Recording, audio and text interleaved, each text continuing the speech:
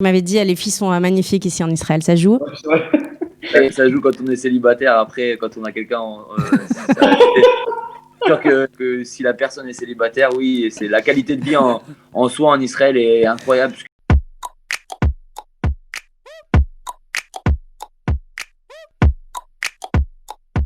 Alors Arthur Rosenfeld, Mickaël Penaud et Frédéric Bourdillon, bonjour. Vous avez tous les trois des points communs. Vous êtes français et vous avez choisi Israël pour venir pratiquer votre sport de haut niveau. Arthur Rosenfeld, bonjour. Vous êtes arrivé là il y a 2-3 mois en Israël. Pourquoi? Vous jouez à Ashdod en basket. J'ai eu des opportunités dans le passé pour rejoindre et faire mon aliyah avant. Mais c'est vrai que les années précédentes, je me sentais pas forcément prêt. J'étais plutôt satisfait de comment se déroulait ma carrière en France. Mais c'est vrai que les 2 dernières années, j'étais un peu moins satisfait que je le voulais. Donc c'est vrai que la possibilité d'aller en Israël s'est présentée comme à peu près chaque intersaison. Et voilà, j'ai sauté le pas. Et franchement, pour l'instant, je regrette pas du tout. Alors, vous appelez Rosenfeld, vous n'êtes pas juif, mais votre grand-père l'est. Ouais. Alors, racontez-nous, vous avez bénéficié de la loi du retour, hein, c'est ça? Oui, c'est ça exactement. Mon grand-père a failli faire son aliyah à la création d'Israël. Mais il est resté finalement en France. Et c'est vrai que de toute façon, Rosenfeld, on sait que c'est juif. Et c'est vrai que moi, j'aurais été tout le temps fier. Et puis c'est vrai qu'on a toujours, même si je suis pas juif, on a toujours eu un lien un petit peu avec le judaïsme, que ce soit mon grand-père, etc. Même s'il n'est pas très entre guillemets religieux. Donc c'était peut-être écrit que je viens d'Israël. Vous dites, ça fait plusieurs fois, chaque saison, les clubs israéliens vous faisaient du pied. On venait vous faire du pied parce que vous appelez Rosenfeld ou juste parce qu'on voyait un tel... Ça marche comme ça. Il y a aussi, je pense, mon niveau de jeu, j'espère. Mais c'est vrai que le fait d'avoir un nom juif, forcément, ça facilite ton arrivée parce que en fait, tu peux le considérer comme un joueur local en même temps en ayant le passeport et en devenant israélien. Donc c'est vrai que ça facilite beaucoup de choses. Et voilà, c'est ce qui s'est passé. Et pour l'instant, je pense que ça a été la meilleure décision que j'ai faite. Ok, alors on va revenir sur les raisons et sur le bonheur qu'on peut trouver à jouer ici. Frédéric, vous avez précédé votre pote Arthur de quelques années. Vous êtes arrivé en quelle année en Israël? Bonjour à tous. Donc ça fait depuis 2017 que je suis ici. C'est ma 4e saison en Israël. Donc je me sens comme à la maison. Et très heureux d'être ici et très heureux qu'un deuxième Français puisse venir jouer en Israël. Alors Frédéric Bourdillon, vous étiez au Maccabi Tel Aviv, le seul club que les non-sportifs connaissent un peu ici en Israël. Non. Exactement. Ouais. L'après-Corona, la saison avec le Maccabi. Expérience incroyable quand on sait ce que ça représente le Maccabi déjà au niveau basket, mais aussi ce que ça représente pour quelqu'un un juif européen. Voilà, c'est le Graal du Graal et en plus on a pu gagner le championnat. Donc c'était une expérience incroyable. Qu'est-ce qui s'est passé? On vous a aussi fait du pied, Israël vous a fait du pied quand vous étiez en France, ou Frédéric Bourdillon, ça attire moins l'attention que Rosenfeld? Non, du tout. Ça ne s'est pas passé comme ça pour ma part. J'étais venu en Israël pas mal de fois. J'ai fait les Maccabiades, donc les Jeux Olympiques pour les Juifs. Et après, j'avais fait toute ma carrière en France et j'ai joué avec un Américain qui a joué en Israël dans pas mal de clubs et qui m'a tout simplement dit que en fait, si j'étais juif, je pouvais faire le passeport et venir jouer en Israël en tant que joueur local. Donc, j'ai pas hésité. Et puis, en 3 mois, ça s'est fait. Et puis, j'ai atterri en Israël pour y vivre. Quel est le niveau israélien par rapport au niveau français? Vous avez tous les deux l'air de dire qu'on vient en Israël de manière évidente, ou presque quand on joue en France. Pourquoi? J'ai pas assez, franchement, de recul pour vraiment m'exprimer sur la question. Mais moi, je pense que la première division israélienne, certains clubs n'ont rien à envier au championnat de France. Il y a des clubs qui ont des très très beaux effectifs en Israël. Il y a le Maccabi qui est en Euroleague, qui est comme un club phare. Il y a plusieurs clubs qui sont en Coupe d'Europe aussi. Donc c'est une ligue qui est vraiment en train de se développer très très bien, et qui commence à monter de niveau d'année en année. Donc c'est super intéressant. Et puis aussi pareil, les conditions de vie les conditions de vie sont bien en France, mais c'est vrai que c'est différent et c'est très agréable aussi ici. Frédéric m'avait dit, les filles sont magnifiques ici en Israël, ça joue? Ouais, c'est vrai. J'allais la sortir, c'est sûr. ça joue quand on est célibataire. Après, quand on a quelqu'un, c'est sûr que si la personne est célibataire, oui, c'est la qualité de vie en soi en Israël est incroyable puisque les gens aiment vivre. On a souvent une mauvaise image d'Israël à l'étranger. Et après, quand les gens viennent ici, ils comprennent ce que c'est et ils peuvent repartir après. Et ils adorent. Pas que tout est bien, tout est rose en Israël non plus. Faut pas être naïf là-dessus. Mais après, quand en tant que sportif de haut niveau en Israël, j'ai rien à dire. C'est que du bonheur. Les sportifs aussi, ils ont une mauvaise image d'Israël.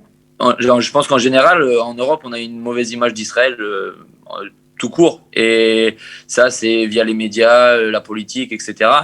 Après, comme j'ai dit, je dis pas que Israël fait tout bien, mais en tout cas, quand on y habite et quand on est incorporé dans le pays, je pense qu'il n'y a pas beaucoup d'égal en termes de qualité de vie. Michael Penaud, vous, c'est la boxe. Vous êtes champion du monde, triple champion du monde de kickboxing. Vous êtes boxeur professionnel. Vous avez aussi choisi de quitter la France pour Israël. Vous êtes d'accord avec Frédéric et Arthur Israël a une mauvaise réputation, y compris sur le plan, y compris auprès des sportifs. Après, c'est surtout les médias, et la politique qui font que l'image est mauvaise. Mais je pense qu'après, toute personne normale qui se rend en Israël, et ils voient de leurs yeux. Et... Votre mère est juive, Michael Penaud, mais vous n'aviez aucun lien avec Israël. Vous faisiez les fêtes un petit peu. Vous saviez que vous étiez juif, même pas les fêtes. Voilà. Donc rien du tout. Je faisais les fêtes traditionnelles. Après, j'ai jamais. Moi, c'est quand j'ai rencontré ma femme que j'ai découvert Israël. Je connaissais pas du tout le pays. J'avais mes attaches juives par rapport à ma mère. On faisait des fêtes chez mes grands-parents, mais sinon, j'étais jamais venu en Israël. Et Israël, donc vous avez la question sportive, elle est venue au second plan. Ça, il a d'abord été question de s'installer en Israël et ensuite vous vous êtes dit que vous pouviez pratiquer aussi ici. Oui, moi, ça a été surtout pour la qualité de vie, pour mes enfants, le cadre de vie. Quand on fait de la boxe, on représente son pays, son nouveau pays. Ça veut dire que maintenant vous y allez aux couleurs d'Israël? Alors le dernier combat que j'ai fait, j'ai représenté. Comme c'était en France, c'était à Paris, j'ai fait un drapeau bination Israël et France. Ah, vous aviez les deux drapeaux sur les épaules. C'est ça. Ok, la boxe en Israël, c'est réputé, c'est rayant, c'est quoi? Alors les gens ils adorent la boxe. Après, je sais qu'en boxe anglaise, ça reste beaucoup en amateur. Après, il y a le MMA qui se démarque un peu plus, peut-être en combat professionnel. Et après, en kickboxing, il n'y a pas en fait, si vous voulez, il n'y a pas de ligue pro en kickboxing ici en Israël. Donc, si on veut faire des combats à l'étranger, à mon avis, il faut garder sa licence à l'étranger. Moi, j'ai gardé ma licence en France. Ça me permet plus facilement de boxer à l'international. Donc en fait, le fait d'avoir fait votre alias, ça n'a pas changé fondamentalement les choses pour vous, c'est ce que vous nous dites? Non, ça n'a pas changé les choses. Après, je suis en train de faire ma reconversion pour pouvoir boxer en MMA. Donc là, ça fait un renouveau en étant en Israël. Du coup, ça m'a permis de découvrir plus le MMA qui est beaucoup pratiqué ici. MMA qui est, pardon? Qui est le mix martial art. C'est un mélange de plein de sports de combat différents. Donc là, vous allez pouvoir ramener plein de prix à Israël. Ouais, voilà, c'est ça. Frédéric et Arthur, vous me disiez, il y a quand même des mauvais côtés en Israël, évidemment. Quels sont-ils? Les mauvais côtés? Alors moi, le premier, ils savent pas conduire les Israéliens. Catastrophe. Catastrophe. C'est sûr. Ils savent pas conduire. Non, après eux, quoi. Non, après, il y a des mauvais côtés, c'est juste une culture différente. Par exemple, tout simplement, on va retirer des sous à la banque, les gens, ils vont regarder ils vont regarder par-dessus, ils attendent pas forcément, ils sont pas forcément civilisés vraiment comme en Europe. C'est pas du tout la même éducation. Ouais, l'éducation, voilà, c'est différent, c'est juste une culture différente. Donc voilà. Et après, on sait qu'en politique, il y a beaucoup de problèmes. J'ai parlé, ça fait 4 ans que je suis ici, et j'ai parlé avec beaucoup d'Israéliens. Et voilà, ils sont pas tous contents de ce qui se passe en termes politiques en Israël. Donc voilà, après c'est un sujet que que tout le monde, enfin, chacun a des visions différentes sur ce sujet-là, mais il y a beaucoup de personnes insatisfaites. Donc, chaque pays a ses problèmes, chaque pays a ses qualités. Mais quand on fait le plus et le moins, je pense qu'Israël est vraiment dans le plus. Et vous vous retrouvez à défendre Israël souvent avec des amis français? Oui, complètement. Enfin, de toute façon, j'ai juste à leur dire de venir et quand ils viennent, après, ils comprennent d'eux-mêmes et puis c'est réglé. Ils voient les pieds et la plage et c'est fini, ils aiment.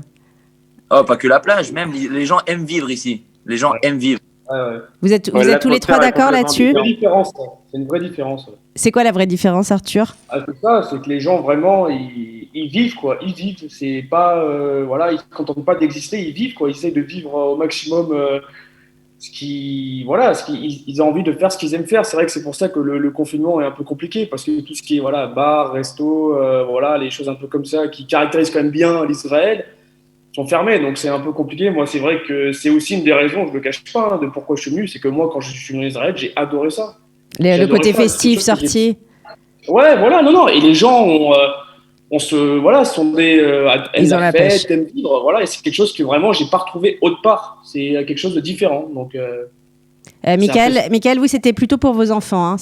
Vous aviez passé l'étape de c'est vrai que après on retrouve une atmosphère où les gens ils aiment vraiment faire les moindres petits plaisirs de la vie, ils en profitent. Moi, je compare à Paris. Bon, quand tu vas dans le métro, les gens ils sont un peu moroses, ils sont un peu tristes. J'ai l'impression. Ici, ils gardent une énergie positive. Après, certes, le pays il est dur. Il faut se battre pour plein de choses, mais hormis ça, c'est magnifique. En termes de conditions d'entraînement et même de salaire, comment ça se passe? Comment se situe Israël par rapport à la France? Le basket est quand même bien la cote en Israël, hein, Frédéric et Arthur. C'est vrai que moi, il y a un gros changement parce que déjà, il y a quand même moins d'impôts. En France, on est quand même... voilà, il y a beaucoup d'impôts, on est beaucoup taxés. C'est vrai que moi, dans ma situation personnelle, voilà, il n'y a pas de comparaison possible entre ce que je pourrais gagner ici et ce que je pourrais gagner en France. C'est bien mieux ici. C'est bien mieux ici. Oui. Mais par rapport en plus à la situation actuelle avec le Covid, c'est vrai que voilà, le salaire avec lequel je me retrouve là, je l'aurais jamais touché en France. Ça, c'est une certitude. Ok, Frédéric, même chose ou pas? Non, dans le sens où je pense que, après j'ai parlé en général, je pense que les salaires en première division, hormis Maccabi, on enlève Maccabi parce que Maccabi c'est des salaires. Ils sont hors compétition. C'est un club qui est hors norme par rapport à la France. Hormis ça, je pense que c'est très comparable et il y a beaucoup de salaires égaux entre la première division française et la première division israélienne. Ok. En boxe, la question se pose ou non? C'est pas lié au pays, hein? En fait, nous, non, c'est pas lié au pays. Après, nous, on est payé au combat, à la prestation, et après, c'est nos sponsors qui vont nous rémunérer. On fait des partenariats et tout ça, donc ça n'a rien à voir avec le pays. Et en termes de conditions d'entraînement, est-ce qu'on peut comparer les deux pays ou est-ce qu'il y a des grosses différences est-ce que la mentalité influe sur les conditions d'entraînement, le rythme, l'ambiance dans les équipes, dans les vestiaires, je sais pas. Est-ce qu'il y a de grosses différences? Ou est-ce que finalement basket, boxe, une fois qu'on y est, on oublie le pays? Il y a quand même, peut-être, c'est un peu plus professionnel, j'ai envie de dire, en France. Tout ce qui est, en fait, les à côté, l'extra-sportif. Ok, par exemple. Un petit peu plus pro en France. Voilà. Voilà, sont peut-être plus pro en France.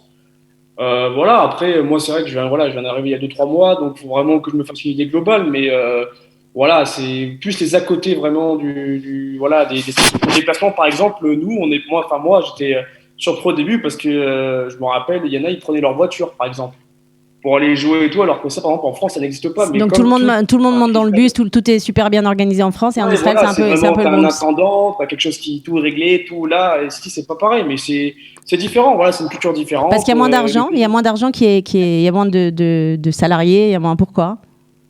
Ou juste parce qu'ils s'en fichent? Ouais, vous savez pas. Frédéric? Non, je pense que c'est juste une question d'organisation. De ce que j'ai vu, j'ai fait pas mal de clubs quand même en 4 ans. On va dire qu'il y a 6 clubs qui sont vraiment très bien organisés, où c'est carré. et que après le reste, C'est un peu le bordel. c'est un peu plus, voilà, c'est un peu plus light au niveau de l'organisation, ce qui n'empêche pas d'être performant sur le terrain. Hein. C'est juste une vision différente des choses qu'ils ont. Voilà. Après, c'est la seule différence peut-être qu'il y a avec la France, c'est qu'en France, en fait, toutes les équipes sont structurées de la même façon. Il n'y a pas des équipes vraiment qui sont différentes des autres. Tandis qu'en Israël, vraiment, on peut en mettre 3-4. Et elles n'auront rien à voir. Voilà. C'est tout un aussi. C'est en fonction de l'argent que mettent les clubs aussi. Donc, tout va avec ça. Hein. Au plus il y a d'argent, au plus il y a de gens qui s'occupent du club et au plus c'est carré. Tous les trois, on arrive au terme de l'émission. Tous les trois, est-ce que vous envisagez votre avenir, quoi qu'il arrive, en Israël, oui ou non? Moi, pour ma part, je me vois pas partir pour l'instant. Pour l'instant, je suis très bien ici. J'arrive à conjoindre mon sport et ma vie, donc il n'y a pas de raison qui me Donc fasse vous, en gros, vous partir vous entraînez où pour le vous voulez et après vous allez ça a moins d'importance que pour Arthur et Frédéric. Arthur et Frédéric, est-ce que vous suivrez les clubs qui vous demanderont si les clubs sont prestigieux? Et moi, je suis mieux avec l'intention de quand même d'y installer. Et voilà, de pouvoir aller le plus loin possible dans le pays, d'intégrer des clubs qui font les Coupes d'Europe, etc. Donc pour le moment, moi en plus, je viens juste d'arriver. C'était un souhait de ma part de venir. Donc c'est pas venir ici pour repartir direct. Non, pas du tout. C'est pour m'y installer. Voilà, pour l'instant, ça fait 2-3 mois que je suis là. La vie me plaît. Voilà, les conditions de vie, même le sportif, les relations que j'ai avec les gens du club, le coach. Donc pour l'instant, non. Aucune raison de s'en aller dans les prochaines années. Frédéric, la même chose? Ouais, vous non, êtes là, moi, vous restez? j'ai toujours privilégié le sportif avant tout. Donc, si j'ai égale proposition, que ce soit en Israël ou à l'étranger, je resterai en Israël. Par contre, si j'ai un meilleur club au niveau sportif qui est en Espagne ou en Grèce, j'irai sans hésiter parce que c'est ce qui me fait, enfin, c'est ce qui me fait vivre de un et c'est ce que j'aime. C'est de jouer dans les plus gros clubs et dans les plus grosses compétitions. Donc voilà, c'est ce que je recherche. Mais rien ne vous empêche de garder ici un pied en Israël tous les trois de toute façon. Ah, exactement, mais je reviendrai toujours à Eilat, qui est une ville que j'ai adorée, et à Tel Aviv où j'ai beaucoup d'amis maintenant. Donc, super, rendez-vous tous les trois dans longtemps. Merci beaucoup, à bientôt, bye bye.